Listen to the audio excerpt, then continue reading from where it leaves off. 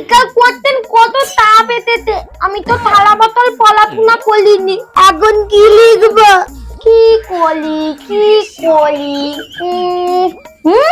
এটা কি?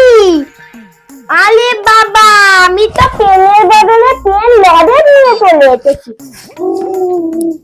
এই খাবার খাওয়া আলাদা জিনিস, পেনটাকে খাচ্ছিস কেন এইরকম?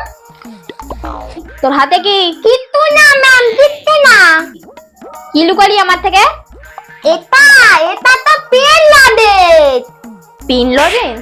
এই নিন ম্যাম। তা তুই এই লজেন্সটা খাচ্ছিলিস? এটা খাওয়া যায়?